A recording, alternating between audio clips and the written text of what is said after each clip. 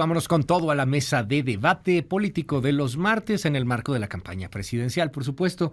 Le aprecio mucho a Mario Miguel Carrillo, él es vocero de la campaña Claudia Sheinbaum. Bienvenido, Mario, ¿cómo estás? Hola, ¿qué tal? No, al contrario, un gusto, Luis. Gracias por estar con nosotros. Está también Fernando Galindo, él es el coordinador de finanzas públicas en la campaña de Xóchitl Gálvez. Fer, bienvenido, ¿cómo estás? ¿Qué tal, Luis? Buenos días. Muchísimas gracias por estar con nosotros.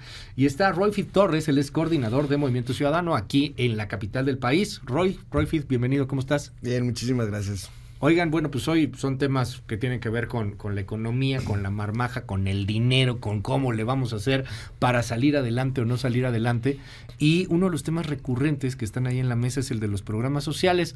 Mucha gente está enojada porque le dan dinero a ciertas partes de la población. Digo, esto está ahí presente, está en la discusión pública. A Chumel Torres le fue como en feria en una entrevista hace poco, justamente por el tema. Lo querían funar ahí en las redes sociales por ese asunto. ¿Programas sociales son necesarios? ¿Hasta qué punto? ¿Son para siempre los programas sociales? ¿El Nini va a tener que tener programas sociales toda la vida? ¿O son nomás de un ratito? Yo quisiera comenzar pues primero con quien tiene la bandera de los programas sociales inicialmente desde el 2018, pues esa fue una de las banderas, fue de la 4T, Mario Miguel Carrillo. Cuéntanos, ¿qué opinan de los programas sociales en la campaña de Claudia Sheinbaum? Pues mira, los programas sociales nosotros consideramos que son fundamentales, uno, para generar igualdad de oportunidades y sobre todo equidad. Uh-huh. Digamos que son diferentes sectores los que se están reconociendo. El primero, por supuesto, adultos mayores de 65 y más que le entregaron y le dejaron todo su trabajo a estas generaciones actuales que estamos tratando de llevar el país a buen puerto. Pero además se está considerando también a las personas que tienen algún tipo de discapacidad, y yo creo que de las más importantes, Sembrando Vida, un apoyo a nuestros hermanos campesinos, pero que además se está reforestando todo el país, y por supuesto las becas del Bienestar Benito Juárez, que son para los jóvenes que puedan terminar sus estudios de educación media superior, pero sobre todo también el tema de jóvenes construyendo el futuro, para que puedan adquirir un poco de experiencia previo en lo que salen de estudiar y antes del trabajo, porque casi siempre era el cuento de nunca acabar. Si no tienes experiencia, no te contrato, y si te contrato con salarios mínimos por debajo incluso de lo que es en el mercado y sin seguridad social. Entonces, este tipo de programas que hoy ya son un derecho constitucional, que se votaron en la 64ª legislatura y que, por cierto, el Partido Acción Nacional los votó en contra en Cámara de Diputados, hoy le generan un beneficio al país. En total, los programas sociales representan 400,000 millones de pesos al año del presupuesto, de un presupuesto que hoy en día, por ejemplo, representa cerca de 9 billones. Ya. La verdad es que tampoco representa tanto, pero sí genera condiciones de equidad y igualdad. El tema de que se quedan o se van, o sea, en algún momento la idea es que la gente no necesite programas sociales, o sea, que no me tengas que estar dando dinero, o al contrario, siempre tiene que estar. También está ahí esa postura del ingreso básico universal y algunas otras propuestas que ha habido en Europa en torno a que pues te den lana simplemente por el hecho de estar ahí existiendo y respirando. O sea, ¿hay un momento en el cual hay que retirar el programa social a ciertos sectores? Pues ahorita la verdad es que lo que nosotros hemos visto y las mediciones que tenemos es que gracias a este tipo de programas sociales se generan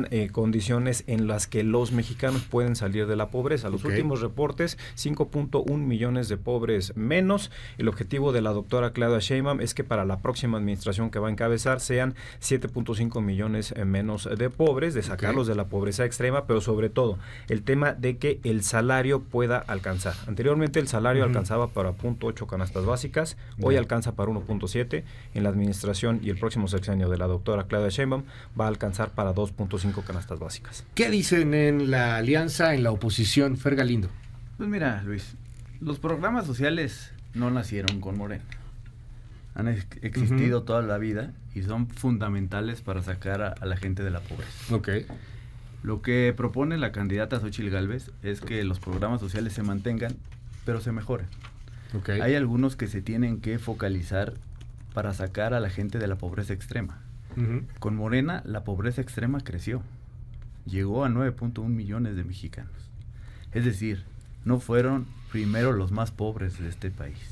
Entonces, se tienen que tener programas específicos, muy bien focalizados, para sacar a los más pobres de la pobreza. Y lo ideal sería pues sacar a todos de la pobreza. Y para eso tenemos que tener crecimiento económico. Si no hay crecimiento económico, no va a haber manera de que salgan de manera permanente los mexicanos de la pobreza. Y el problema es que este sexenio está compitiendo por ser el sexenio del peor crecimiento económico de la historia desde 1934. No se ha generado empleo. Estamos generando la mitad de empleos de lo que se generaba en la administración anterior. Estamos generando casi esta administración de Morena 1.9 millones de empleos, cuando la administración anterior se generaron 4 millones de empleos. Entonces, lo que proponemos nosotros desde la campaña de Xóchitl Gálvez es que estos programas sociales se mantengan y se fortalezcan. Es decir, el programa de adultos mayores ahora va a ser a partir de 60 años, no de 65 como lo tiene Morena. Va a haber becas para los alumnos de educación primaria, secundaria y preparatoria de manera universal, sea pública o sea privada. También es importante que estamos dando un beneficio económico a todos los trabajadores. Todos aquellos que ganen hasta 15,000 pesos no van a pagar impuestos sobre la renta. Y eso es un beneficio fundamental porque le va a crecer el ingreso disponible a esta clase media en alrededor del 10%. Es decir, si tú ganas 15,000 pesos vas a tener 1,500 pesos más disponible todos los meses. Y la pregunta es, ¿de dónde se va a financiar? Que es la pregunta que todo el mundo nos hace. Pues principalmente dejar de tirar dinero en Pemex. Ahorita vamos con ese tema, en particular el apoyo a las empresas y a los emprendedores, etcétera. Pero yo me quedo con la misma pregunta, nada más así muy rápido, Fer. ¿Se quedan o se van en algún momento? O sea, porque hoy veo que todo el mundo promete y ofrece, pero no sé, o sea, siempre va a tener alguien. Mientras tengamos condiciones de pobreza, los programas sociales se tienen que ser de manera permanente.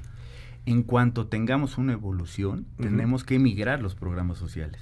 El problema es que Morena ha renunciado a dar servicios públicos. Y quien realmente ha eliminado programas sociales es Morena. Morena eliminó las estancias infantiles, las escuelas de tiempo completo, los programas de seguridad pública a las entidades federativas, le quitó el dinero que va destinado a pagar la nómina y el equipamiento de las policías estatales y municipales. Morena eliminó 37 programas sociales y dejó de invertir en agua, que hoy tenemos un problema fundamental en todo el país y principalmente aquí en la zona metropolitana. Ahorita vamos con un poco más sobre este tema. ¿Qué me dices, Roy Fid, desde Movimiento Ciudadano? ¿Qué hacer con los programas sociales? Mira, ya es una discusión un tanto superada porque ya están muchos en la Constitución. O sea, los programas sociales tienen que seguir, tienen que estar ahí siempre porque son enfocadas a un sector vulnerable y siempre tiene que haber esta posibilidad. Entonces me parece que los programas sociales tienen que seguir existiendo. Movimiento Ciudadano ha votado prácticamente todas estas iniciativas para incluirlos dentro de la Constitución como un derecho, porque lo fundamental es generar dos condiciones. Primero, que se dejen de utilizar políticamente. Hoy sabemos que los programas sociales, desde la época del PRI, porque por supuesto que no los inventó este gobierno, ¿no? Desde la época del PRI se han utilizado como un mecanismo electoral de presión. Hoy sabemos que están amenazando que si no votas por Morena, te van a quitar los programas sociales. Eso es una realidad. Todavía vemos en las calles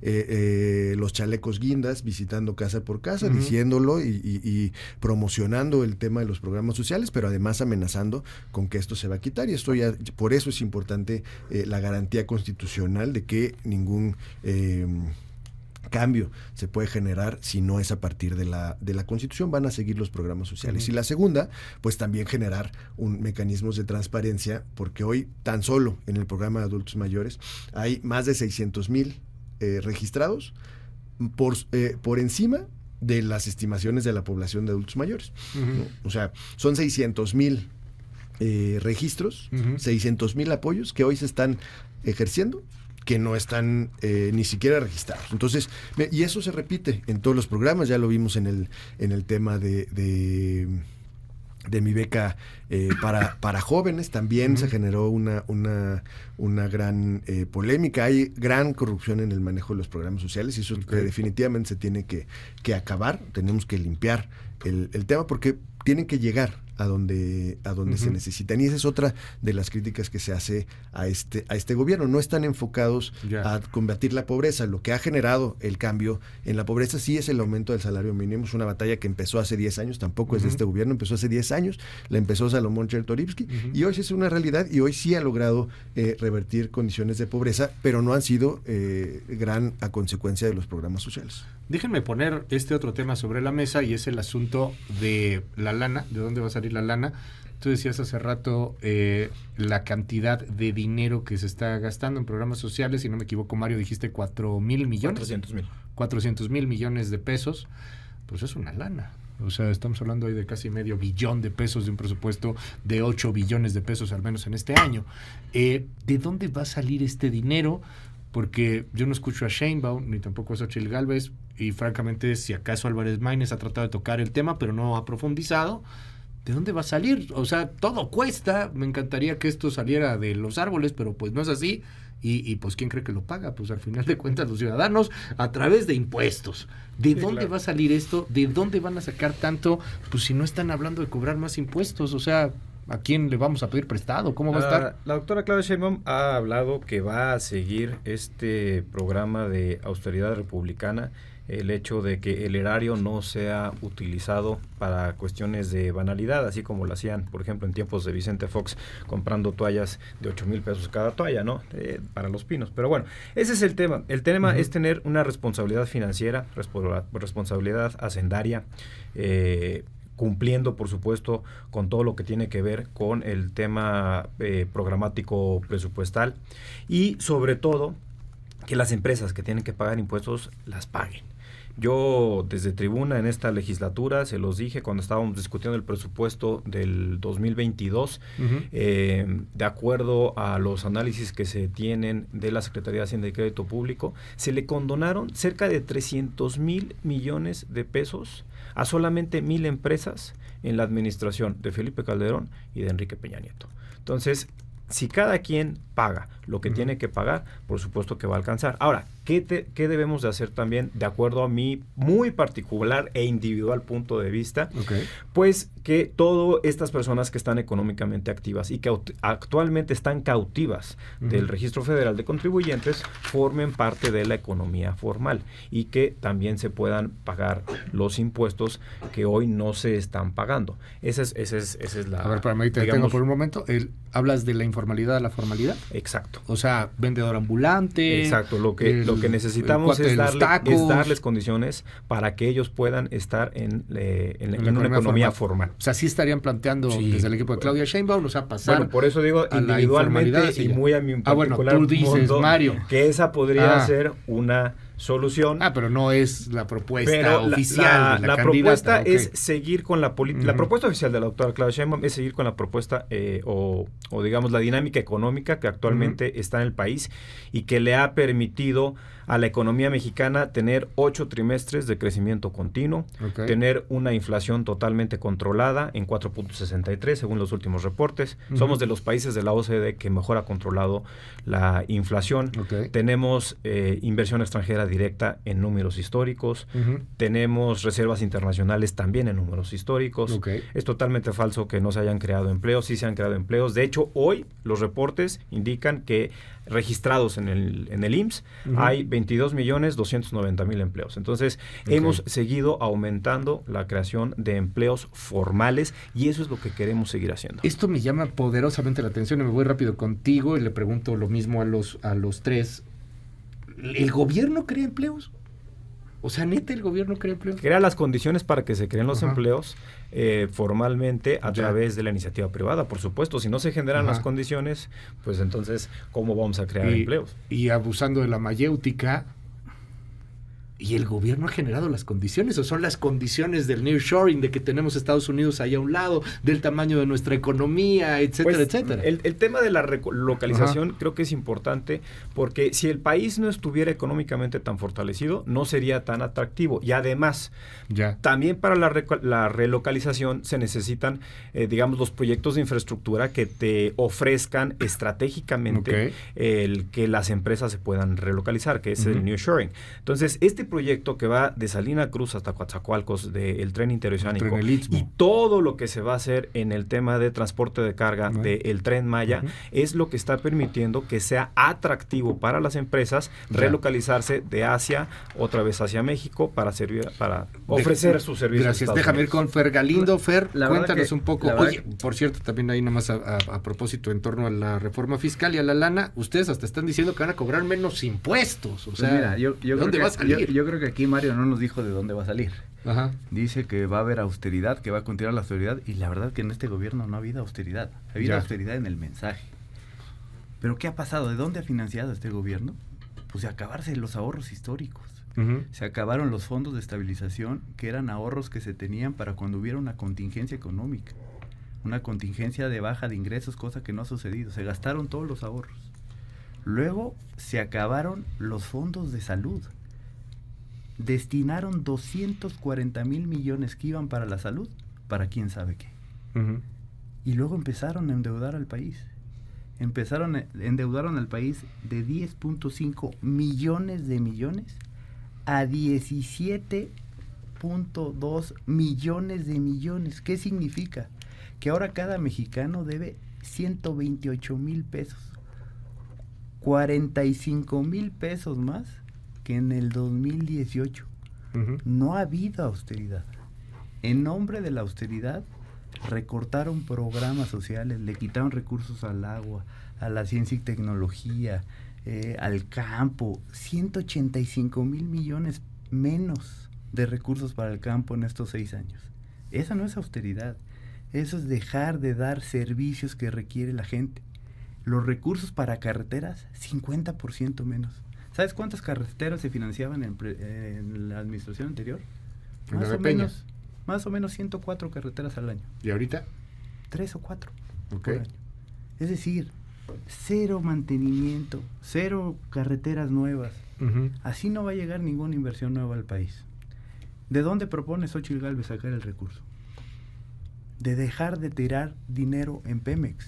Pemex ha perdido 850,000 millones de dólares en esta administración. El gobierno le ha tenido que dar aportaciones por casi 2 millones de millones. Y déjame dar un dato. Con tan solo el 30% de eso, si hubieran pagado por 6 años los 37 programas sociales que eliminó Morena en esta administración. Con la pérdida de Pemex. Con la pérdida de Pemex. Oye, y con las aportaciones de capitales. Esa es la verdadera reforma fiscal que se tiene que hacer. Pero hay un tema ahí y me cae que yo no estoy ni a favor de la 4T, ni de la oposición, ni de MC. Yo aquí nada más juego para que los tres les caiga gordo, ¿no? A ver, es que me lo dicen expertos también y es cierto, ahí lo puede uno consultar. Una cosa es lo que pierde Pemex, que es una brutalidad de dinero, y otra cosa es lo que se le mete a Pemex. Y de lo que se le mete a Pemex, pues es apenas el 10% de lo que tú me estás diciendo, Fer. O sea, en inversión es bien poquito. O sea, yo creo que se llevaría una sorpresa viendo que está perdiendo Pemex dinero, pero ese dinero que se pierde no es que sea de los impuestos, ¿me explico? O sea, no es que ese dinero se va a la basura desde el gobierno. Lo que se le está metiendo es totalmente diferente, es muchísimo menos. Son dos cosas distintas. Una cosa es el presupuesto de Pemex, que de ahí está perdiendo 850,000 millones de dólares en los 6 años. Okay. Y otra cosa son las aportaciones de capital que desde el presupuesto federal se le envían a Pemex para mitigar esas pérdidas, para comprar la deuda, por decirlo de alguna manera, pasarle la deuda de Pemex al gobierno federal y recursos para la construcción de Dos Bocas, que no está generando ningún barril de gasolina, no está refinando absolutamente. Son dos cosas distintas. Una cosa es lo que genera Pemex como empresa y está teniendo pérdidas, y otras son los rescates que hace el gobierno federal, que son 2 millones de pesos. 2 billones. 2 billones, 6 puntos del PIB. No hay reforma fiscal que te dé 6 puntos del PIB. Esa es la verdadera reforma fiscal. 2 billones en los 6 años. En los 6 años. Ok. Esa es la verdadera reforma. Con tan solo el 30% de eso, se hubiera pagado por 6 años 37 programas sociales. ¿Cuánto, dame el dato, cuánto consideran que van a sacar de Pemex? Al menos tenemos que dejar de perder los 850,000 millones de dólares en estos 6 años. Y la reducción de las aportaciones en los primeros años se tiene que mantener porque tiene vencimientos de deuda muy fuerte, pero podemos reducir más o menos la mitad de las aportaciones de capital, casi 1 billón de pesos. A ver si con eso alcanza. ¿Qué dicen en Movimiento Ciudadano, Roy? Primero, para lo de Pemex, pues mejor ya que la cierren, porque me parece que también no es una alternativa decir vamos a dejar de que pierda sin reformar todo el esquema energético del país también. ¿Y no sería mejor cerrar? Me parece una ilusión. Yo creo que hay que reformar todo el esquema de energía. Hay que transitar a energías limpias, ¿no? Digo, Pemex ha perdido desde hace mucho tiempo, incluso con Peña Nieto. La empresa más endeudada del mundo, o sea, en materia petrolera. Simplemente vienen administrando un deterioro que se ha llevado durante muchos años. Pues el auge que tuvo en el 2000 Fox, pues la verdad lo dilapidó por completo, y si no, Pemex sería hoy una empresa totalmente diferente. Pero desde el 2000 que tuvo el auge del petróleo en el país, la verdad lo echaron a perder, y eso fue el gobierno del PAN. Entonces ahora vienen a querer recuperar el tema de Pemex. Yo creo que primero lo que tenemos que poner en la mesa, pues es que sí se dejen de robar los recursos. Ya hablamos, por ejemplo, del tema de los programas sociales, tan solo eficientando el tema y dejando de lado la corrupción de los programas sociales puede alcanzar para mucho más. Y también Maines es el único que ha hablado de una reforma fiscal, porque sí necesitamos, para todos los grandes proyectos que propone Maines, sí necesitamos una gran reforma fiscal. Tan solo hoy, de lo que renuncia el gobierno, porque también eso ha quedado únicamente en el discurso de que ya no hay preferencias en el tema del cobro de impuestos. Tan solo hoy, de todas estas preferencias a las grandes empresas, se calcula alrededor de 1.5 billones de pesos que el gobierno mexicano está dejando de recaudar. Entonces, si generamos una reforma fiscal, ya habló también Maines de cambiar la naturaleza del IEPS a un impuesto verde, de generar o de quitar los subsidios, por ejemplo, al tabaco, con todas las enfermedades relacionadas que el gobierno al final acaba pagando. Si generamos todas estas condiciones, claro que podemos tener un presupuesto diferente. No es anunciando impuestos que se dejen de pagar. Yo no sé cómo pretenden que las personas que ganen 15,000 pesos dejen de pagar si es el salario promedio. O sea, quiere decir que ya prácticamente todos los trabajadores van a dejar de pagar, y entonces ¿a quién le vamos a cobrar ahora impuestos? Para nosotros no nada más está en este tema, sino está en las grandes en las grandes empresas, en una redistribución real del cobro de impuestos. Roy, nos toca ahí un tema que creo que es bien interesante para ir al siguiente asunto, y es el tema de los impuestos, a quién le cobramos, a quién no. Tú hablabas hace un momento, Mario, desde la 4T, de que hay que cobrar impuestos, los que hay, pero hay que cobrarlos bien. Pues hoy día, son datos oficiales del gobierno, la Secretaría de Hacienda, etcétera. Hay una falta y una falla en la recaudación. Se cobró en algún momento fuerte a las grandes empresas, pero pues ya se les cobró. Ya no es de que deben 10 años de impuestos los grandototes. Ya lo que cobraron, y ahorita van un poquito más bien al día, por decirlo de una manera un poco más clara. ¿Qué hacemos con las empresas? Hay pequeñas empresas, están los que ganan 15,000 pesos, que dice Xóchitl Gálvez, no les voy a cobrar. Están, como dice Roy, los grandotototes que se hacen guajes y se aprovechan de las ventajas que hay en la ley para tratar de cobrar, de pagar menos impuestos. ¿Qué hacer? O sea, se tiene que modificar la ley, se tiene que hacer una reforma fiscal.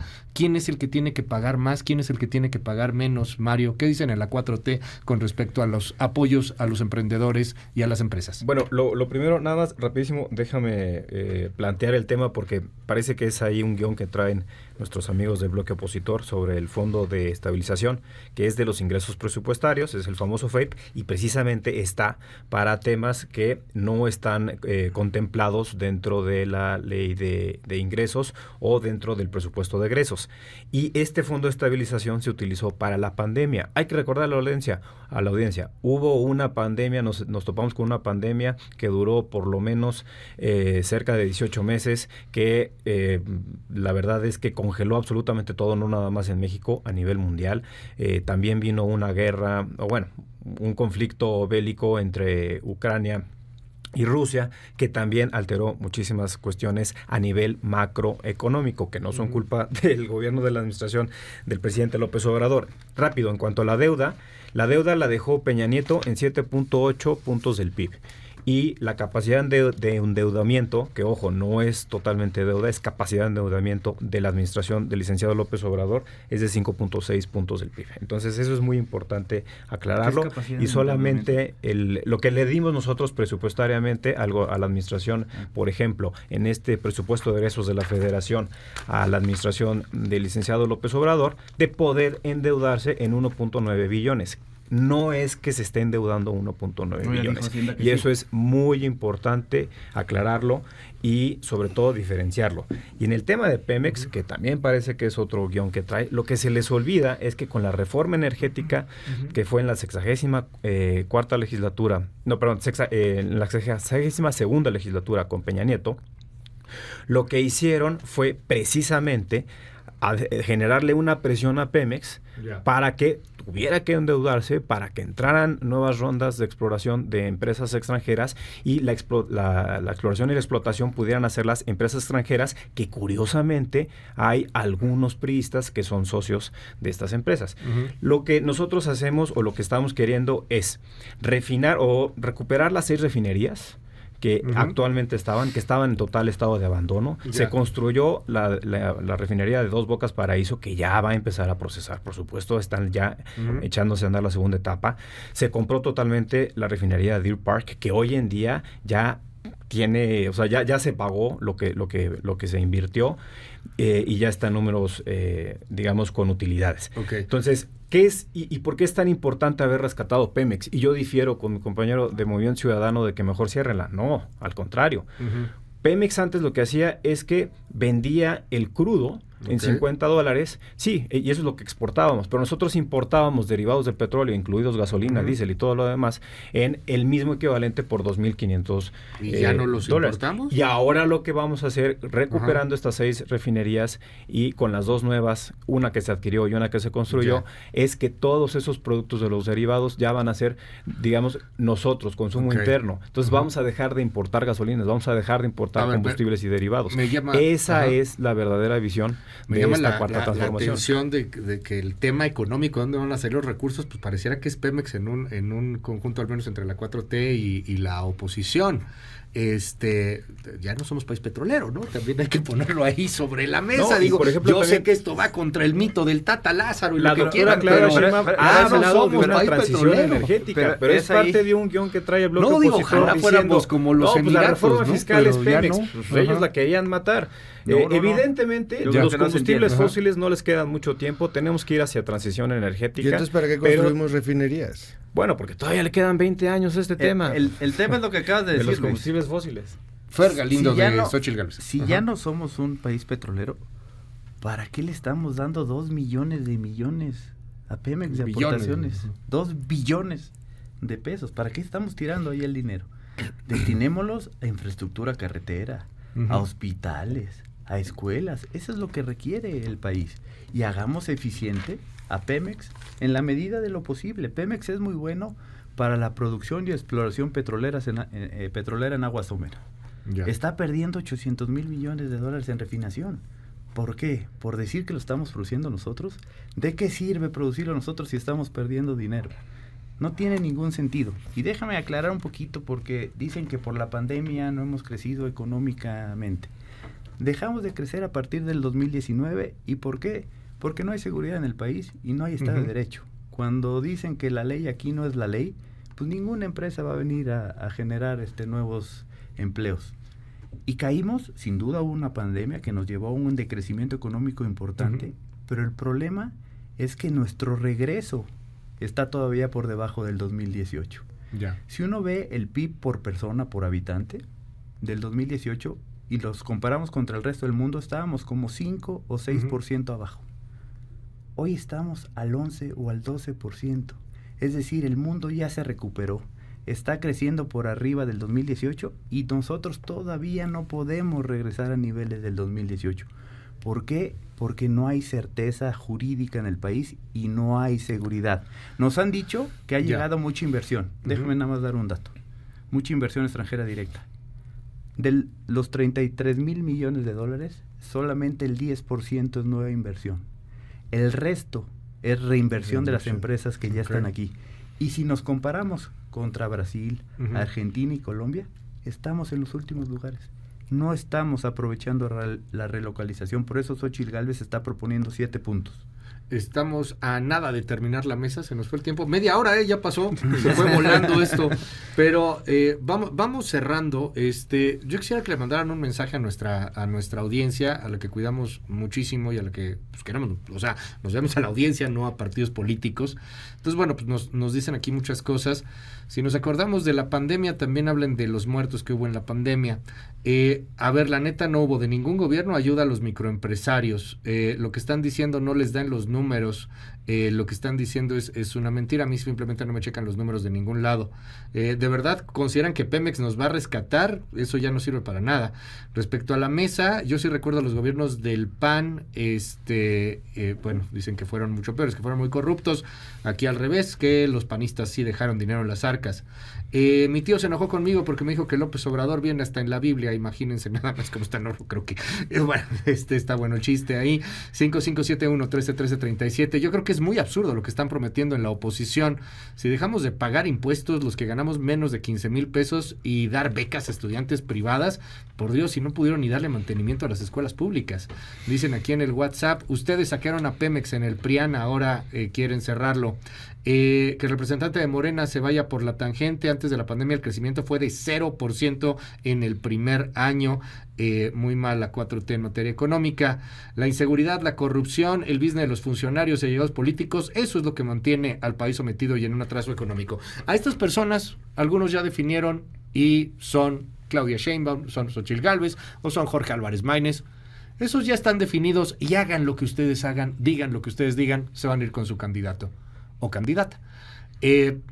Pero los que están en medio, los que son apolíticos, los que están decepcionados de la clase política, ¿qué les dicen? ¿Cómo van a poder mejorar su economía? O la neta, igual y ni siquiera lo pueden hacer. Roy, de MC. Nosotros estamos convencidos, hay un 50% de la población que todavía no está definido por quién va a votar. Y lo que nosotros estamos proponiendo es que no regresemos a los niveles del 2018, no regresemos a las discusiones que se planteaban en el 2012 con el PRI.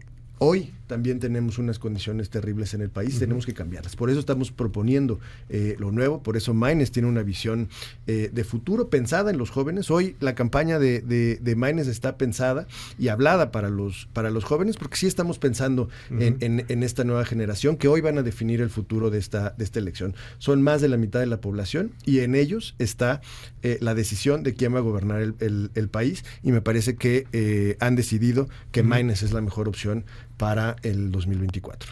Roy Fir Torres, coordinador de MC aquí en la Ciudad de México. Gracias, Roy. Al contrario, muchísimas gracias, Luis. Mario Miguel Carrillo, de Claudia Sheinbaum.